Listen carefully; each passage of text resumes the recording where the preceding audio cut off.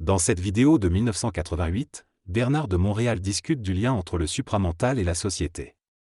Il affirme que les problèmes sociaux actuels résultent de la rupture de l'individu avec lui-même et de sa recherche d'identité. Auparavant, la famille et la société fournissaient des mécanismes pour stabiliser l'individu, mais aujourd'hui, chaque individu doit trouver son propre centre de gravité. Cela est essentiel pour recréer une vie familiale épanouissante et une société harmonieuse. Sans cela, il continuera de subir les divisions et les pressions sociales, ce qui causera du malheur. Bernard de Montréal souligne que l'esprit de l'individu ne peut pas être soumis indéfiniment à des dominations qui vont à l'encontre de sa capacité créatrice. Enfin, il précise que ce n'est pas la capacité créatrice de l'homme qui est dangereuse pour la famille ou la société, mais plutôt les aspects inférieurs de l'esprit humain, tels que le mental, les émotions et les illusions spirituelles. Dans cet extrait d'un entretien, on aborde le sujet de l'évolution de l'individu face aux mouvements spirituels et aux changements de société. Il est noté que certains mouvements religieux, comme l'islam, peuvent être passionnés et fanatisés en raison de l'attachement aux traditions et au fondamentalisme. En revanche, l'individu qui évolue vers le développement d'un centre de gravité, c'est-à-dire une harmonisation de son être, est capable de se libérer de ses contraintes et de vivre sa propre paix. On distingue deux catégories d'individus, ceux qui s'accrochent aux anciennes valeurs et traditions et ceux qui ont passé à travers la transition et sont en harmonie avec eux-mêmes. Les seconds sont confiants en eux-mêmes, ne dépendent pas des autres et sont capables de s'adapter aux difficultés de la vie. Ils voient la vérité comme étant intérieure à eux-mêmes. Ces individus sont en mesure de tester leur centricité, c'est-à-dire leur capacité à fonctionner émotionnellement et mentalement par rapport à eux-mêmes tout en respectant les autres. Ils développent ainsi une capacité mentale nouvelle qui leur permet d'être anonymes dans la société. Ils travaillent en parallèle avec la société, utilisent de manière créative ce que l'humanité leur offre et peuvent même créer leurs propres outils. Dans un temps ultérieur, ces individus pourront créer une micro-société basée sur un rapport d'esprit à esprit, tout en respectant le milieu social contemporain. L'évolution de l'homme vers un centre de gravité n'est pas vue comme anarchique ou révolutionnaire, mais plutôt comme une restructuration des relations humaines à un autre niveau. Selon Bernard de Montréal, l'évolution vers une conscience supramentale se fera de manière calme et tacite. Elle sera anonyme mais néanmoins très présente, car les individus auront la capacité de vivre librement, sans se soucier de l'opinion des autres. Il n'y aura pas de confrontation entre l'ancien monde et le nouveau monde, mais plutôt une symbiose où les deux mondes coexisteront. La nouvelle génération d'êtres sera tellement intelligente et créative qu'elle connaîtra instinctivement les faiblesses du monde extérieur, ce qui lui permettra de les éviter et de se concentrer sur son esprit. La prière sera considérée comme une antiquité, remplacée par la communication télépathique avec les plans invisibles. Entrer en relation avec l'esprit nécessitera de se libérer des modes de pensée primitifs et de nettoyer le mental pollué par la mémoire subjective. Dans une famille consciente, où les parents ont une intelligence développée et une harmonie parfaite, l'enfant ne perdrait pas sa lumière. En revanche, à travers l'éducation et la mémoire collective, l'enfant peut perdre sa propre lumière et être influencé par des pensées qui ne lui appartiennent pas.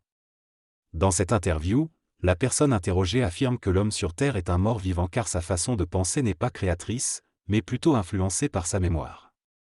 Elle explique que l'homme est inconsciemment manipulé par des entités sur le plan astral.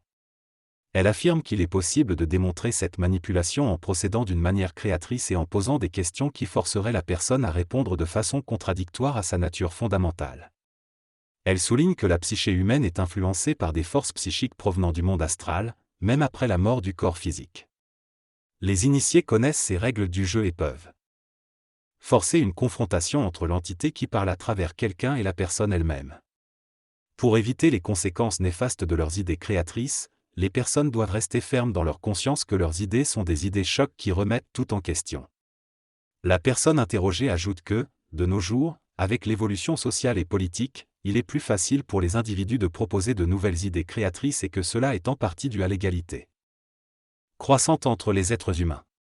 Cependant, la personne avertit que les idées créatrices doivent être maniées avec responsabilité car elles peuvent remettre en question l'ordre établi.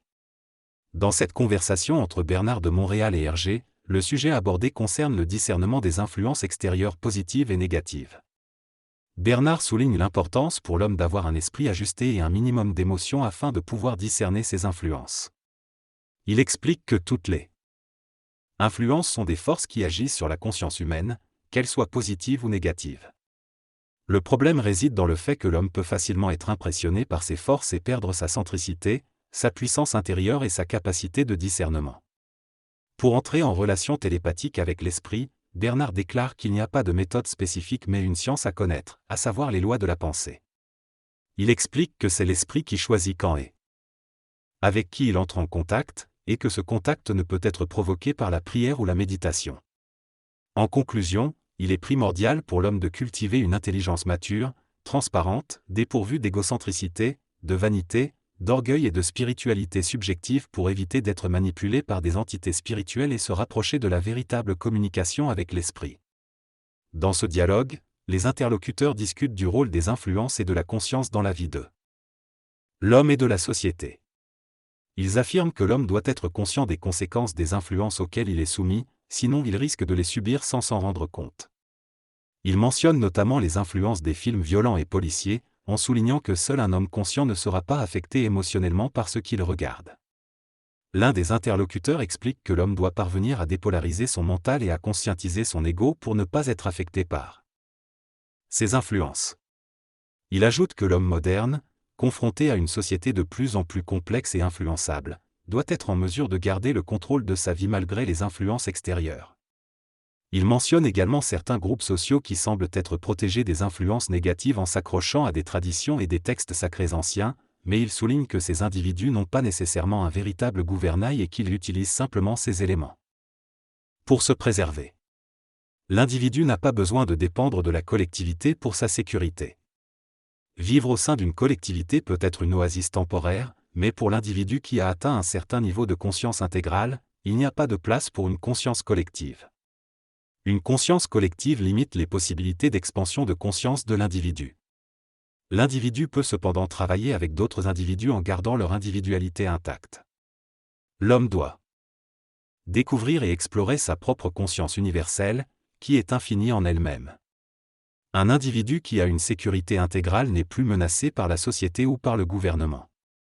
Les individus qui sont le plus dangereux pour les collectivités sont ceux qui vivent une fausse individualité basée sur l'émotivité et la naïveté. L'homme doit vivre sur la planète et être capable d'apprécier ce que l'homme a créé sur le plan matériel sans se laisser troubler émotionnellement. Le sujet de discussion dans cette entrevue est la prophétie et ses répercussions sur la conscience des individus. Bernard de Montréal explique que les gouvernements et les systèmes de police jouent un rôle important dans la protection de la société, et il est essentiel de reconnaître leurs valeurs. Il met en garde contre la marginalisation, affirmant que cela ne peut pas durer et que pour que cela devienne un fait de civilisation, une nouvelle conscience basée sur la création doit émerger.